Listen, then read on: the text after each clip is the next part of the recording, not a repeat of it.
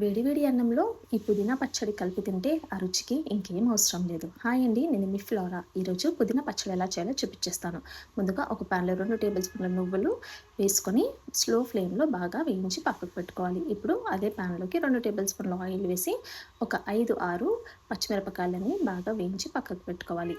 ఇప్పుడు అందులోకి ఒక 3 పెద్ద సైజ్ టమాటా ముక్కల్ని వేసుకొని, అలాగే కొద్దిగా చింతపండు వేసుకొని ఇందులో బాగా మగ్గించుకొని, ఇలా బాగా మగ్గిన తర్వాత పక్కకు పెట్టుకోవాలి. ఇప్పుడు అదే నూనెలోకి మనము కడిగి శుభ్రంగా పెట్టుకున్న పుదీనాను కూడా యాడ్ చేసి ఇందులో ఉన్న పచ్చివాసన పోయేంత వరకు బాగా వేయించుకొని, చల్లారిన తర్వాత మిక్సీ జార్లో ముందుగా నువ్వులను వేసి బాగా మిక్సీ పట్టుకొని, ఆ తర్వాత పచ్చిమిరపకాయలు, టమాటా ముక్కలు, రుచికి సరిపడా ఉప్పును వేసి ఒకసారి బాగా మిక్స్ చేసుకోవాలి. చివరన మనము వేయించి పెట్టుకున్న పుదీనాను కూడా యాడ్ చేసి ఒక్కసారి మిక్సీ పట్టుకుంటే ఎంతో టేస్టీగా ఉండి పుదీనా పచ్చడి రెడీ అండి. వేడి వేడి అన్నంలో నెయ్యి వేసుకొని తింటే ఆహా, చాలా టేస్టీగా ఉంటుంది.